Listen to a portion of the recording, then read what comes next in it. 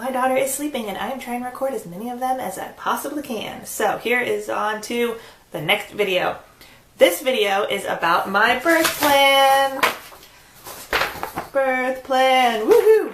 So, last time I did my birth plan and I shared it with you guys, so if you want to see and compare this birth plan to the last birth plan, then you can definitely go ahead and do that. So for those of you that don't know or that haven't been following, this is my second pregnancy. They are 14 months apart. And I have some medical conditions and things that make my birth plan the way that it is. So some things are not by choice, but some things are by choice. And so here I am to give you guys the round 2 mom's second birth plan. So the first part of this birth plan is the environment.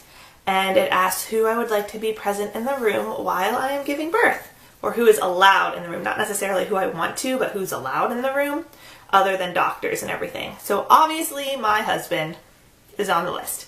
So my husband Danny is on the list, my mom is on the list, and then his mom is on the list. So last time all 3 of them were in the delivery room with me. My husband was there from the very beginning, and everybody else got there about, I want to say 45 minutes or so before I actually had her, because things went like absolutely insane.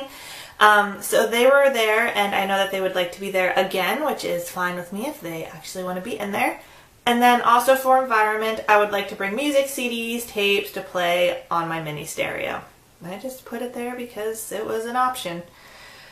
The next is first stages of labor, which is actually listed as 0 centimeters to 10 centimeters. I would like to keep my internal exams to a minimum unless medically necessary. I would like to stay hydrated by using ice chips. In order to allow for more freedom of movement, I would prefer to have an IV access versus being continually hooked up to the IV infusion.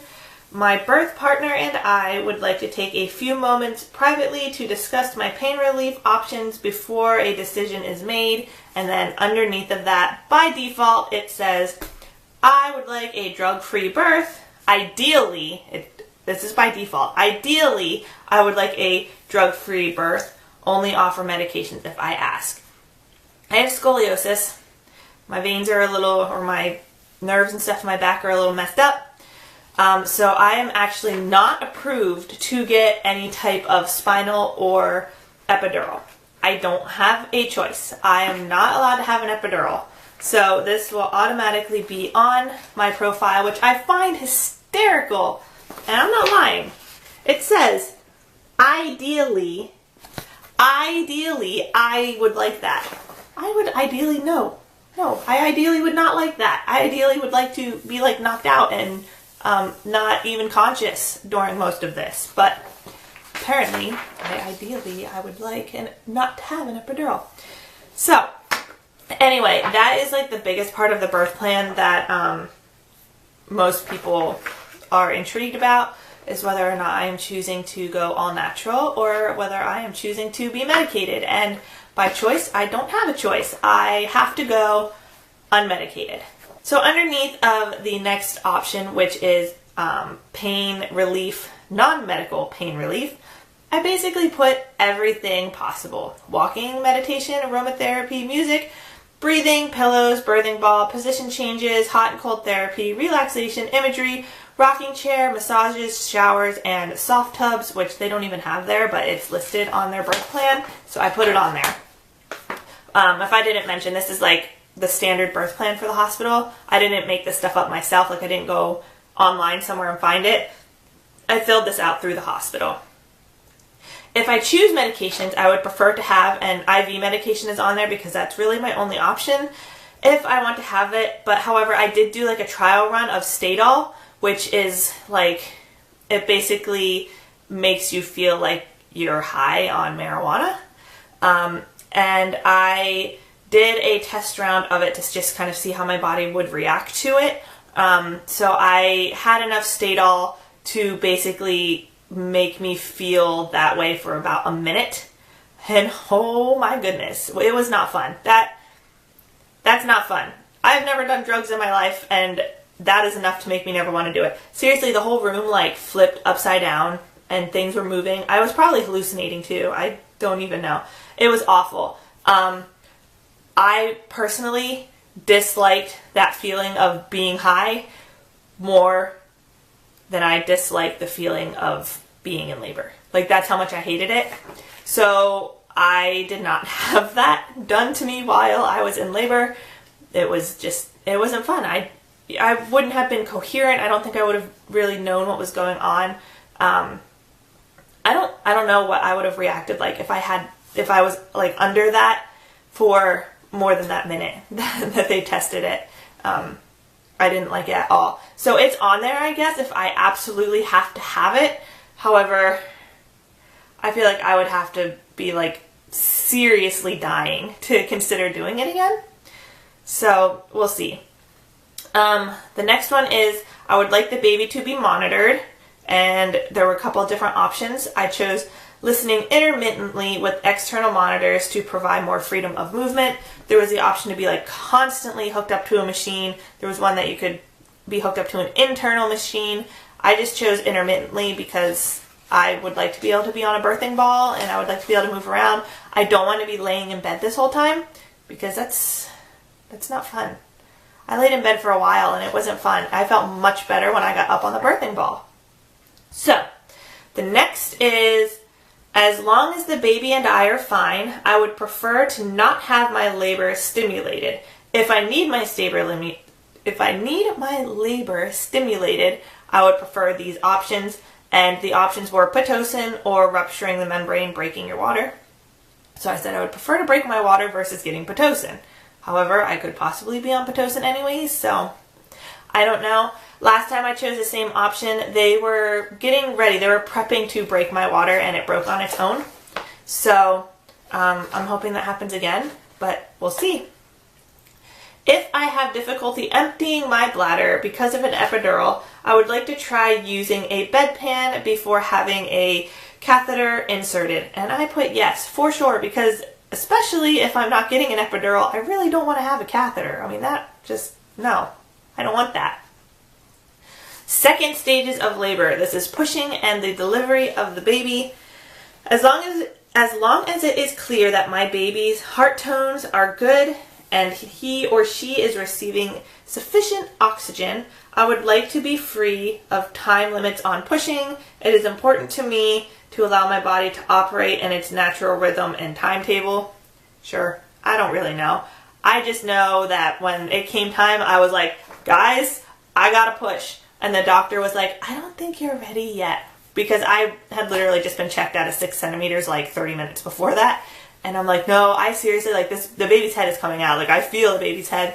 And they checked me and they're like, oh, yep, start pushing. So I kind of just went with what I felt. Then the other one is if I feel that, or if the doctors feel that pushing is not working, that I can try these other options, which was like sitting, squatting, all that stuff. Reclined in a chair, hand on your knees, like all the different options. I just selected everything. My first daughter came out just fine in like 3 pushes. So I'm hoping that if this baby's smaller, I shouldn't have any problems, but I'm willing to try anything because the child's got to come out, right? So, ideally I would like to avoid an episiotomy. I would like my practitioner or partner to support me by, and I just selected everything, warm compress, massage, encouragement to breathe, all of the things. I don't know. I didn't need any of that last time. I got 2 second-degree tears, which were absolutely horrible, but there wasn't much we could do about it because I only pushed for like a couple of minutes and like literally you wouldn't have had any time to do any of that. If I need an episiotomy, my preference is, and the options were to have local anesthesia or to just kind of let things go, or to let the baby's head act as the anesthesia, I guess. I chose that I would like to have the local anesthesia. I did not get that. I just straight up tore without an episiotomy. Everything just kind of shredded, which is just fantastic. I did choose to get local anesthesia for the stitches, however, it didn't do anything at all. I felt every single stitch going in and out, and I'm not looking forward to that again. I'm just like praying that I don't have to do that again.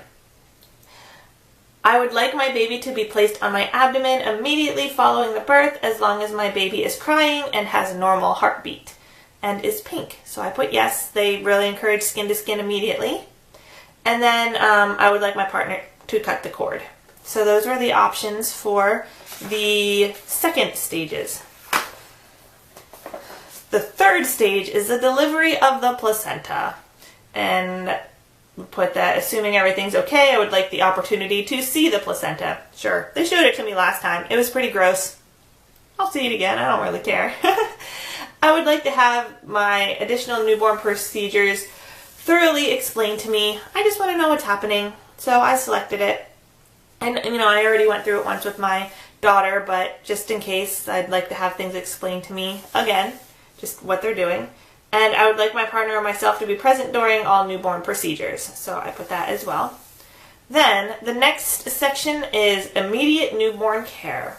And this is basically just about all the different testings and stuff. So the first part was administering the antibiotics for the eyes and like the vitamin K shots and everything. And I put that's fine to do all of that. And I put that, let's see, I understand that at some point my baby will be taken to the newborn nursery for weight, length, and physical assessment and first bath. And we just said that we'd like to spend bonding time before all of that and yada, yada, yada. However, like I said, this is standard on their website. They did all of that in the room. I held Madeline for a while and, you know, she was crying like while I got my stitches and everything. I held her that whole time basically. And then they took her, they weighed her, they, you know, did all the tests, they gave her the vitamin K shot, they did all the eyes, and then they gave her right back, and she stayed in the room with us. She didn't go to the nursery. Everybody was there. My husband was watching as they were doing it. Our parents were watching as they were doing all of that. So she was not taken out of the room for it. It says the immunizations may be given at the hospital. I selected yes, that's fine. And then there's the options for the cesarean birth. And this is where it gets a little tricky because if I need a C-section, things are going to get a little screwy. Since I can't have the epidural, I put that I would like my husband to be present with me as much as possible during the surgery. However, I don't believe that if I have a C-section, he's allowed in the room because the next option that is by default is I would like to be put asleep with general anesthesia.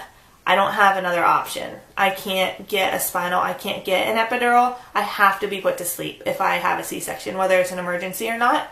I have to be put to sleep. And then I would like to breastfeed my baby as soon as possible after the recovery room, or after we're in the recovery room. Apparently, I can't talk today. And then there is just a little section on the bottom about feeding the baby, which I said that I would like to exclusively breastfeed. And then I also put that I would like to see the lactation specialist on there, just because last time I had a really hard time breastfeeding Madeline, and I actually couldn't, we had to pump.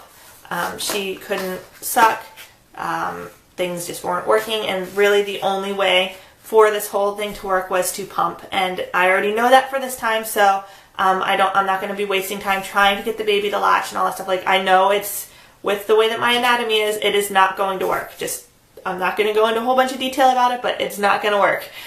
So I have to pump.